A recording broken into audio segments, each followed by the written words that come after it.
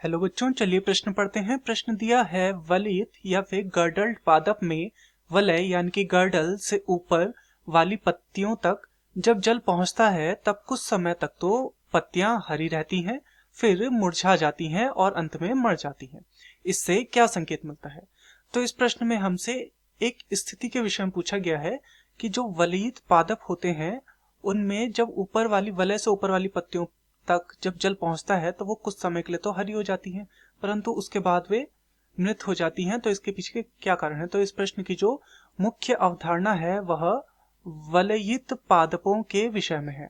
वलयित पादप। तो चलिए सबसे पहले हम यह समझते हैं कि वलयित पादप क्या होते हैं। तो ऐसे पादप जब किसी पादप में से उनका क्या निकाल दिया जाए, कॉर्क कैम्बियम निकाल दिया जाए। कॉर्क कैम्बियम, कॉर्क कैम्बियम उसमें से निकाल दिया जाए। इसके अतिरिक्त फ्लोएम भी उसमें से अलग हो जाए।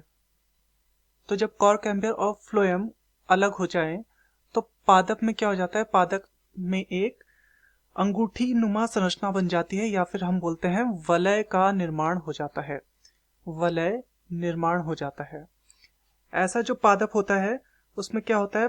पौधा पोषण को प्राप्त नहीं कर पाता, क्योंकि इसमें से कैम्बियम तथा फ्लोएम निकल गए हैं। तो क्या हो जाएगा? पानी पोषण तथा पानी प्राप्त नहीं हो पाएगा, प्राप्त नहीं हो पाएगा।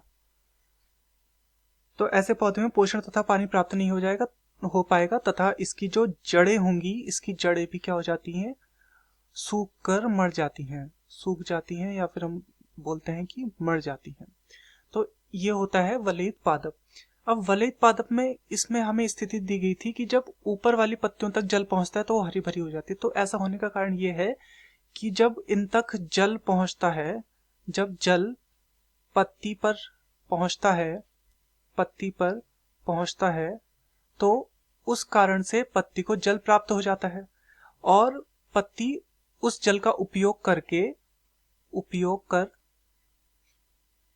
कर थोड़े समय के लिए हरी भरी हो जाती है। थोड़े समय के लिए हरी हो जाती है। थोड़े समय के लिए ये पत्ती क्या हो जाएगी? हरी हो जाएगी। परंतु जैसे ही यह जल समाप्त हो जाएगा तो यह पत्ती भी क्या हो जाएगी? मुरझा जाएगी और अंत में मर जाएगी। अब मर इसलिए जाएगी क्योंकि इसमें जड़ें जो हो चुकी हैं वो क्या हो जाती हैं? इस पादप की जड़ें सूखकर मर जाती है। तो यहाँ पर जल का अवशोषण बंद हो जाता है। जल का अवशोषण जल का अवशोषण जो जड़ों का काम है वो बंद हो चुका है। इस कारण से ये पत्तियां क्या हो जाएंगी? कुछ समय बाद मर जाएंगी।